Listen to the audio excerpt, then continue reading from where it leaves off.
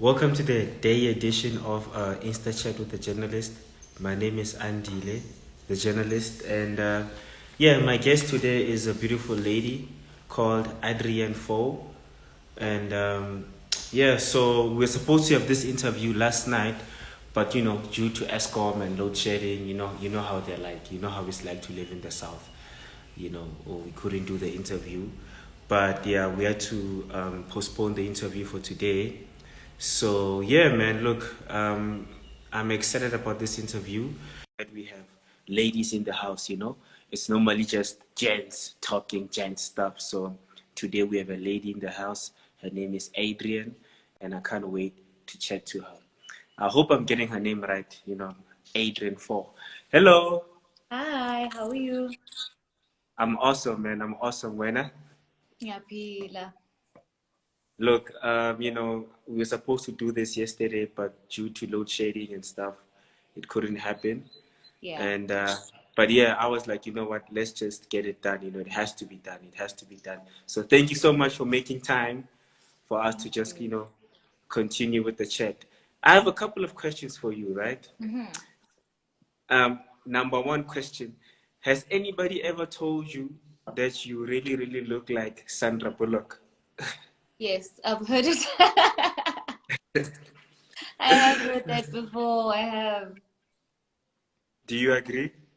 I obviously don't see it. I'm a black girl and I don't see it. I really, really don't see it. But I've heard it a lot of times. Okay. No, I just thought, because you do kind of like look like Sandra Bullock, but the prettier black version. But anyway, let's Thank you. Thank you. Thank you. let's get into it, man. Yeah. You were Swaziland-born, but you're based in South Africa, right? Can you just tell us a bit about your background? Yeah, I was born in Swaziland. I grew up in Eswatini. So I'm a Swati girl.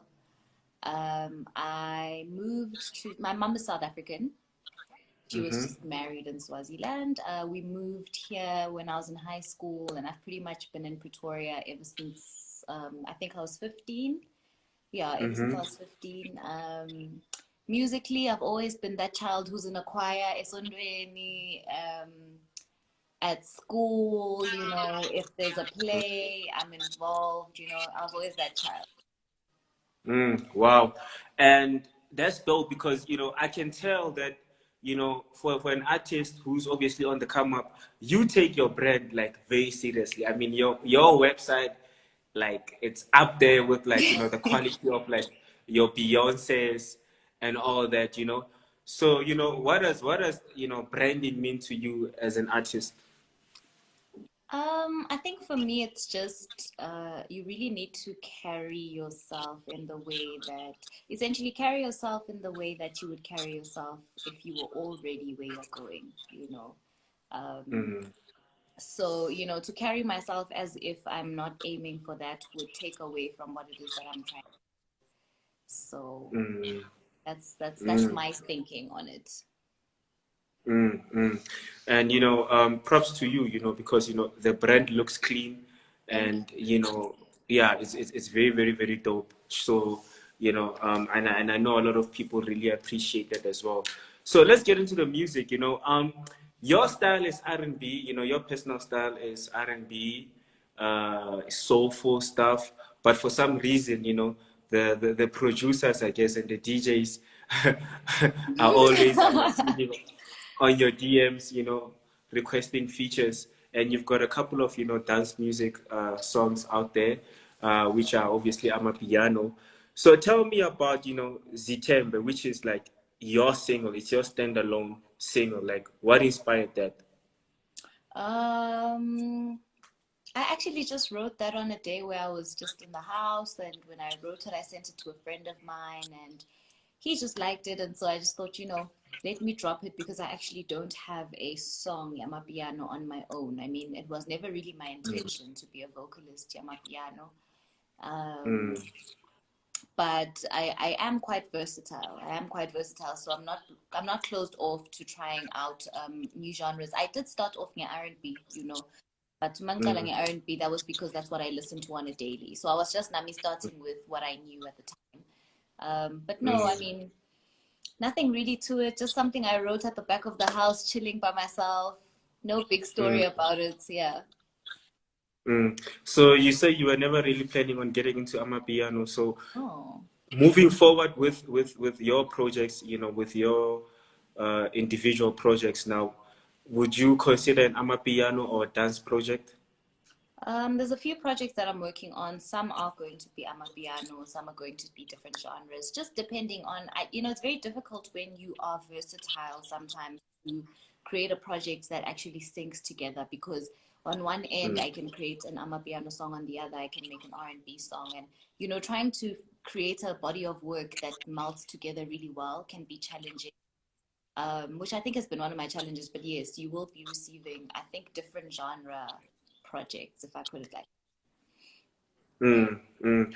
You know, I got exposed to you, you know, when I listened to the Scorpion Kings Yeah. project, you know, Kabza and Maporisa, who are like, you know, the biggest amapiano guys in Africa right now. And my question now is, you know, what's the story of your collaboration with the guys? Like, how did you guys link up? How did you get to work together? Well, I wrote the song, and I sent it to a friend of mine who then posted it on Twitter, and it went viral on Twitter, and he saw it. Maporisa saw it, and Mm. then reached out to me, I guess, to collaborate in creating the final version of the song. Yeah, that's pretty much what happened. That's dope. Damn, being recognized by Maporisa on Twitter, no, like you're not even trying to, you know, collaborate and work with him. Yeah. Has that, you know, how did that collaboration impact your career? Well, obviously, it's now made a lot of people reach out to me with Amapiano beats, first of all. So, on Mm, one hand, you know, that immediately took my direction in a different, or my career in a different direction. Um, mm, just that. Also, I mean, it really, really gave me what it actually changed the most, I always say, is that people then immediately started to actually recognize that I actually am a musician. I would say, you know, mm, I don't know, there's always a period when you're starting out with music, where people are kind of trying to see and wait for you to prove yourself. And I think when something like that happens in your career, then people are like, oh, vele uyahlabela, vele, you know, this is a real thing. So mm, that's one really, really significant change that I did notice. That's dope, man. And you know, from working with Scorpion Kings, you work with, you know, other big guys, you know, the DJs, major league DJs, on their Piano Cello album, you know, and it's a special song which obviously a lot of people can relate to, you know, because you know, we all come from women, mothers, but also like, you know, how did that collaboration happen with Major League? So I met the twins just after that video went viral, and they did say they were working on the project at the time, and then they Mm, basically just said they wanted to work on something with me. And actually, they're the ones who then pitched to say they wanted to do a song about mothers. So then we mm. just literally worked on something that was going to be just a generalized song giving thanks to our parents, our moms. Okay, I know, cool. Look, sounds like you know you get a lot of requests, you know, from DJs, obviously. So there will be obviously those up and coming guys who do not have profiles like Major League and Maporisa. So how do you then now decide who to work with when people send you beats or they DM you? So I won't lie, like I don't really pay too much attention to my DMs, because obviously everybody will take a chance.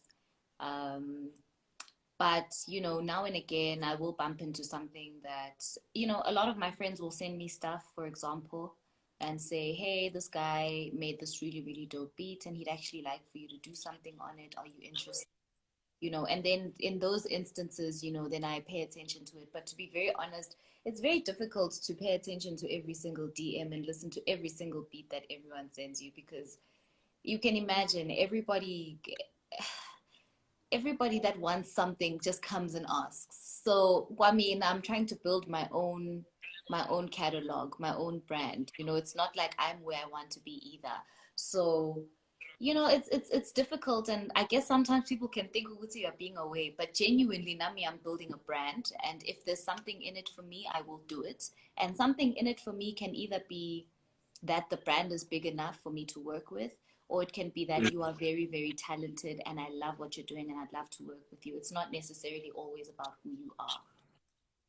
Mm, mm. Yeah. Yeah, no, very, very, very, very well put. You know, you just study politics or something because you are politically correct with your answers. No, I'm being honest. I'm just being honest.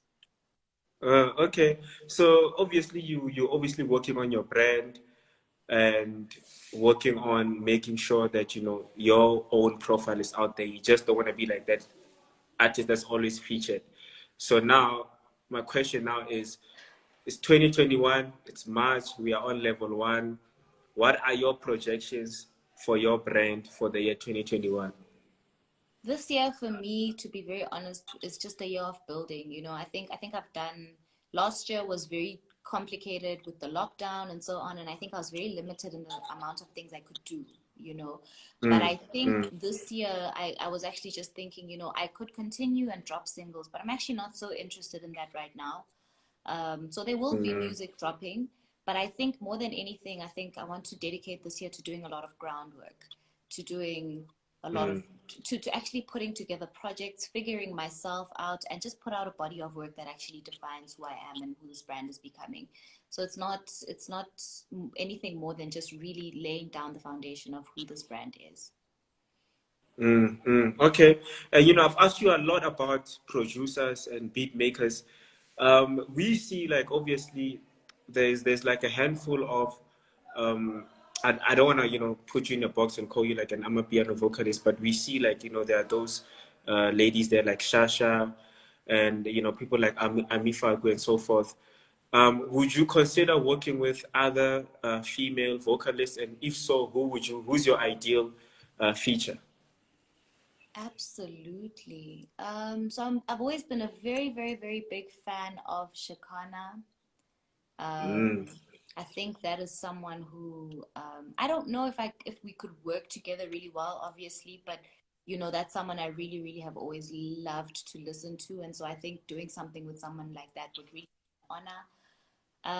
mm, I love Ami Fakwe as well. She's mm, incredibly talented, and so I think her mm, as well. But there's so many. I think we have really, really amazing vocalists in this country. So mm. I can't name them all, but definitely I would love to collaborate with a lot of the women who are in this industry. Okay. Wow, man. Dope stuff. Looking forward to your work, man. I'm looking forward to seeing you grow and looking forward to see, you drop more projects and please drop more music videos. I enjoyed watching your music video. Thank you. Thank you very much. That's my favorite thing to actually create. Oh yeah, so you direct your own stuff as well? Creative direct, yes, I do. I write my own scripts. Everything is pretty much done by me. I mean, except shooting it, obviously, and editing it. But the ideas are all me. Yeah. Okay, so you're multi-talented. You're multi-talented. Multi-talented, yes.